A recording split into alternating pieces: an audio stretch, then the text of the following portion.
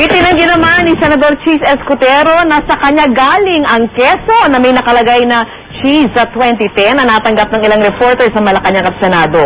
May sagot na rin si Escudero sa pinalulutang na tambalang Lauren Cheese sa 2010 elections. Saksi si Lay Alves.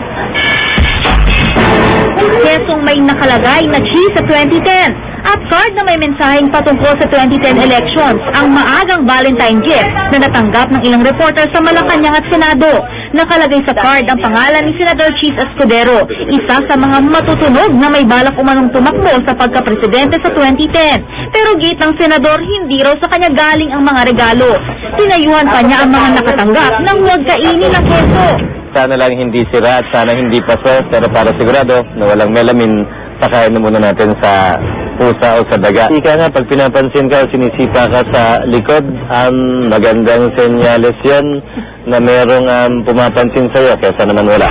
Isang Joey Flores sa taga Novaliches ang nakalagay na nagpadala ng mga regalo sa palasyo. Sinubukan naming tawagan ang cellphone number na nakasulat sa kahon pero cannot be reached ito.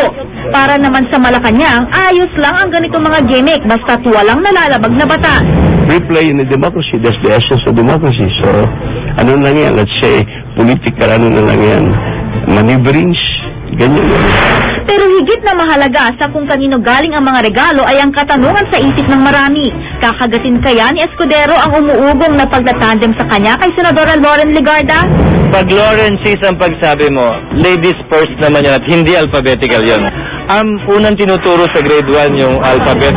Tila di naman nagpatalo ang senadora. Chivalry in this day and age should be respected. Ano ibig ng chivalry? Ladies first. Ako si Lay Alves, ang inyong saksi.